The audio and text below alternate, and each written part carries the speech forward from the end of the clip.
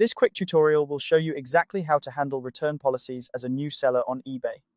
Navigating return policies can seem like a daunting task, especially if you're just starting out. But don't worry, I've got you covered.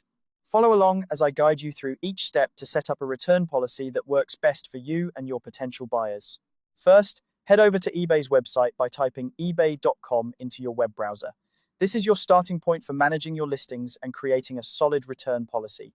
Once you're on the home page, focus your attention on the top right corner of the screen. You'll see an option labeled Sell. Go ahead and click on it. This will take you to the selling dashboard where you can manage all aspects of your eBay seller account. Next, look for the listing option.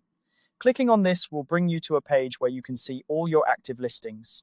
It's an essential hub for monitoring how your items are doing and making necessary adjustments. Now, select the listing you want to manage. This is where you'll have the chance to fine-tune specific details about your sale. Once you've selected the listing, click on it to open up more options. When you're in the listing management area, you'll notice a section labeled Preferences. Within this section, there should be a pencil icon.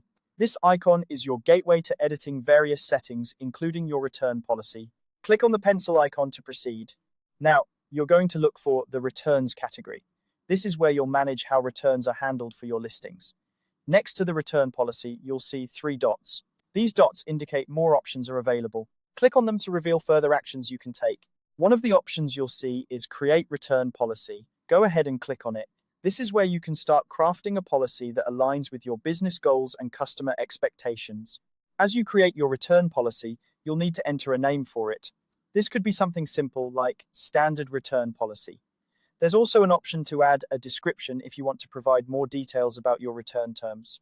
While the description is optional, it can be helpful for both you and your buyers to have clear, detailed information.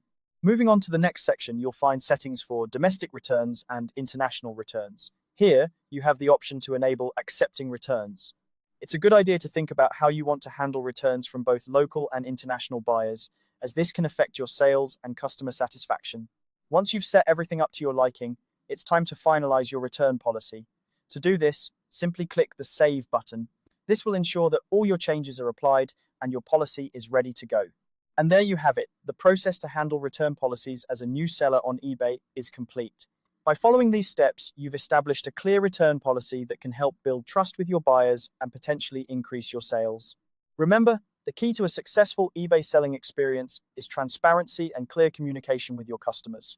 If you need to make changes to your policy in the future, just revisit these steps and you'll be all set. Thank you for watching, and I hope this guide has been helpful for you. If you found this tutorial useful, be sure to like and subscribe for more tips on selling on eBay. Happy selling, and see you in the next video.